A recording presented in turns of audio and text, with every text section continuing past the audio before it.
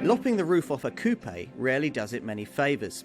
Often the proportions go to pot, the chassis gets an attack of the vapours when shown a corner, and any semblance of practicality goes right out of the window. Those last two things can be worked around, but given that the prime objective of most convertibles is to look fantastic, losing the proportions is inexcusable. Thankfully, Alfa Romeo has got things spot on when it comes to their Spider.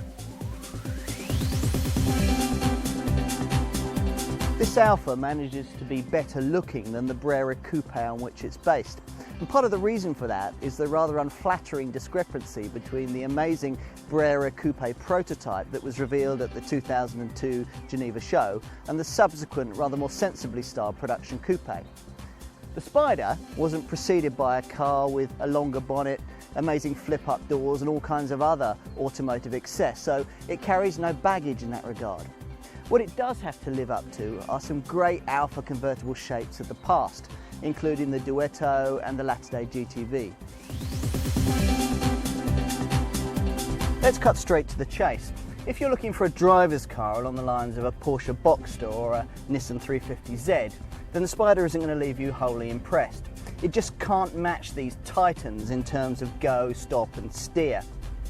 If for you, however, the drop-top experience is less about driving the tread off the tyres and more about the aesthetics, feel-good tactility and savouring the journey, then the Spider's likely to be far more up your street. The Spider's interior retains the by now obligatory Alfa sense of occasion. There's plenty of metallic finishes to lift the fascia and driver-orientated instruments.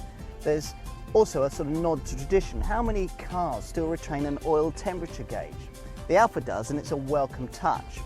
There's a voguish starter button and minor controls on the steering wheel. With plenty of adjustment for both steering wheel and seat, even taller drivers should find a comfortable position. Alfa claims that the chassis is 25% stiffer than that of the old GTV soft top, but anyone who's ever driven a GTV Spider will attest that that's a decidedly modest claim for torsional rigidity. The weight of the electric roof and the extra chassis bracing adds about 60 kilograms to the weight of this car over that of a comparable Brera coupe. But since the emphasis isn't overall so much on ultimate dynamics, this isn't so much of an issue. If you haven't driven a contemporary Alfa Romeo, then you might be in for a bit of a surprise with this car. Drop into the cabin and it's hard to escape the conclusion that this convertible is as well, if not better, screwed together than many so-called premium German rivals. The paint finish, the panel fit, the materials quality, the simple yet elegant design of the cabin all score big points. Now, the roof may not be of the trendy metal folding hardtop variety, but such a system will not only spoil the Bonnie Lions, but would also add quite a bit onto the already rather beefy curb weight. Prices range in the £28,000 to £33,000 bracket, about what you'd expect to pay for this class of car. The big seller in the range is the 2.2 litre JTS petrol version. With its junior exotic looks and charismatic engine, it's got real personality. Rest to 60 in 8.8 seconds on the way to a top speed of 138 miles an hour makes this a brisk rather than concussive performer. Now, I've got here the 2.4 litre JTD diesel. Yes, a diesel and an Alfa.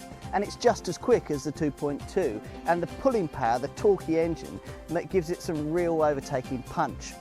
At the top of the range, you've got the 3.2 litre Q4, which makes 60 from rest in 7 seconds, and 260 brake horsepower gives it some real punch. The pick of the bunch, though, is probably the 1750 TBI version, capable of rest to 60 in 7.8 seconds on the way to 146 miles an hour, near V6 levels of performance with 4-cylinder levels of fuel consumption. The 185 brake horsepower engine returns a decent 30 miles to the gallon average fuel figure, and emissions aren't too bad at 221 grams per kilometre. Better though is the 1750 TBI with 34.5 miles to the gallon on the combined cycle and CO2 emissions of 192 grams per kilometre.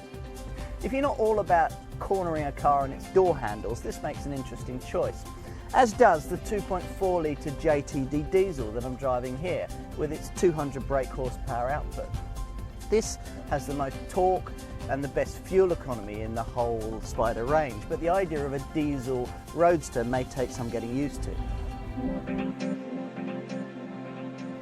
It would be easy to be hard on the Spider, decrying it as a car that can't face down its rivals, instead relying on woolly notions of perceived desirability and charisma.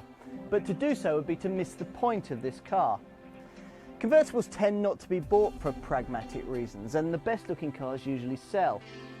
Although it might get sniffed at in the pages of Evo magazine, I have a feeling that real world convertible buyers are going to find the Spider right up their street.